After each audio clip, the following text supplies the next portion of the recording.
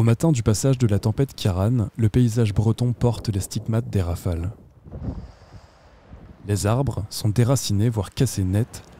Le sable et les algues ont recouvert le bord de côte. Les dégâts matériels sont présents, mais c'est surtout la nature qui a le plus souffert.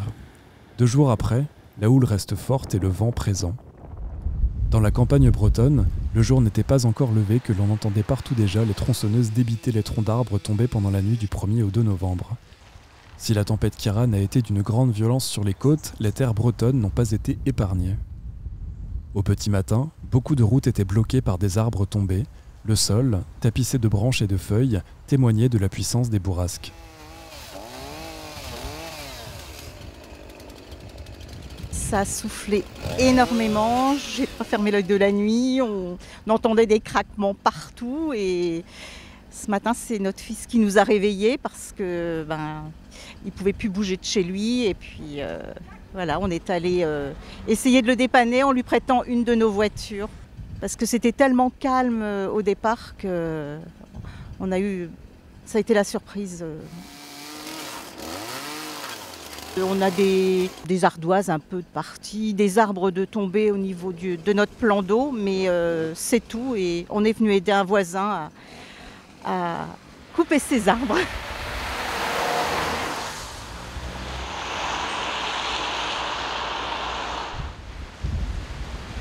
Le pic a vraiment été entre 1h du matin et 6h du matin, voilà, où des rafales étaient vraiment importantes. Donc le centre de secours de Gourin est sollicité depuis environ minuit hier soir. On a une équipe qui est sollicitée sur le secteur Lorientais, donc depuis minuit. Réellement sur la commune de Gourin, nous avons été engagés, les premières interventions sont engagées depuis 3h ce matin. Donc là nous sommes arrivés à environ 25 interventions. À l'heure actuelle, au niveau du personnel, nous sommes 17 personnels engagés. Donc sur la commune de Gourin essentiellement pour le moment. Donc c'est assez complexe puisqu'on n'a plus de réseau électrique, on n'a plus de réseau téléphonique. Donc lorsque l'on reçoit les alertes, c'est un peu compliqué. Et progressivement, la pluie est venue au départ des rafales, de plus en plus fort. J'ai dit bon, mais ça va. Et vers 2h alors, c'était insoutenable. Les arbres qui cassaient, j'entendais partout boum boum. Et j'ai commencé à avoir peur, mais j'ai dit calme, calme, tu ne vas pas encore finir mal parce que il faut rester tranquille parce qu'on ne peut rien faire. On peut rien faire. La nature n'a pas ni Dieu ni maître. Il faut accepter ce qui se passe. J'adore Tronjoli où j'étais quand il y avait la tempête de Zeus. Et là, j'ai vu des centenaires, des arbres centenaires déracinés. Donc, je vais voir maintenant, après-midi, qu'est-ce qui reste encore, parce que là, c'était très fort quand même.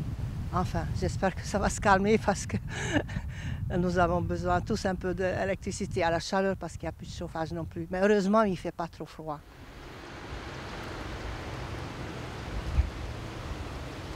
C'est vrai qu'avec les services techniques et les pompiers et les agriculteurs gourinois, il y a un gros déblayage sur les routes principales qui a été effectué. On met sur les bas-côtés, au moins pour que les gens puissent déjà circuler et puis les services de soins puissent aller voir les personnes aussi qui ont besoin d'assistance. Les transports laitiers également qui doivent intervenir dans les fermes. Donc c'est vrai qu'avec ça, chaque agriculteur a déjà géré autour de sa ferme et les services techniques, plus les pompiers essayent de faire le reste. Bon, on est quelques élus aussi à mettre la main à la pâte pour donner un coup de main. C'est vrai que c'est impressionnant. Honnêtement, je pense qu'on n'est peut-être pas à 87, mais ça y ressemble quand même parce qu'il y a vraiment beaucoup d'arbres et on trouve qu'il y a vraiment des gros arbres même qui sont tombés. Donc, mais on se rendait bien compte cette nuit aussi la violence des bourrasques, des rafales. C'est sûr qu'il va y avoir encore un gros travail derrière pour débiter tout ça, mais bon, on a paré à l'urgence et je crois qu'on peut remercier tous les services techniques, les pompiers et tous les agriculteurs qui étaient présents dès le lever du jour, même dans la nuit pour ceux qui ont de la ramasse de lait à effectuer. Donc c'est vrai que, mais bon, on s'en sort bien. On n'a pas entendu parler de blessés encore trop, donc c'est que les gens aussi ont été vigilants et ont respecté les consignes de rester chez eux et c'est là qu'on était le plus à l'abri, de toute façon c'est certain. Il faut rester vigilant parce qu'il reste des branches qui sont en suspens. Ils annoncent encore des coups de vent et peut-être il faudra peut-être que 50, 60, 70 km/h pour faire tomber ces branches-là. Donc je comprends, les gens veulent voir un peu le spectacle un peu désolant qu'il y a, mais il faut rester vigilant.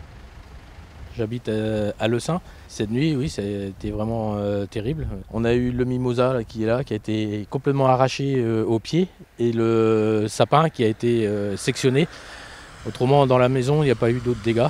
Mais c'est vrai que cette nuit, on était inquiets parce que surtout, ça a commencé vers les 11h, minuit, à bien souffler. Et après, le pire, la première coupure a eu lieu vers 1h30 du matin.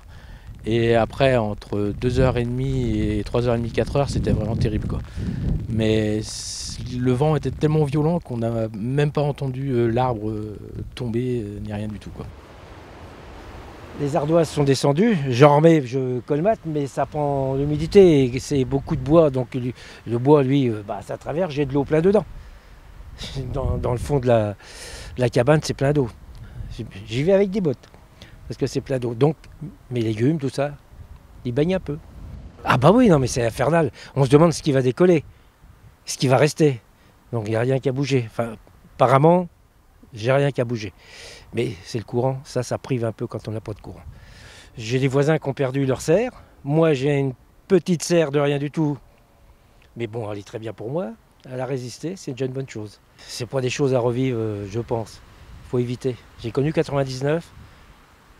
En Bourgogne, et ici en Bretagne je ne connaissais pas. Je me demande si j'étais pas mieux là-bas. Pendant plusieurs heures, j'ai entendu souffler, le toit qui craquait, c'était vraiment impressionnant. Je crois que j'ai jamais entendu ça. Ça fait 10 ans que j'habite là, et c'est la première fois que c'est si violent. Oui, beaucoup de dégâts sur la route, et du coup ça a cassé le fil de téléphone, mais ça c'est pas la première fois. Dès qu'il y a une tempête, le fil de téléphone, il est cassé en premier, parfois c'est la ligne EDF. Donc on va rester 1 mois, peut-être 2 mois, peut-être 3 mois sans téléphone. Il y a beaucoup de maisons qui sont impactées. Au 3 novembre, Gourin et beaucoup de villages du centre-Bretagne sont encore privés d'électricité et de réseau téléphonique. Une tempête est encore prévue pour ce week-end. La plus grande prudence est recommandée, notamment dans les endroits boisés où des branches menacent de chuter.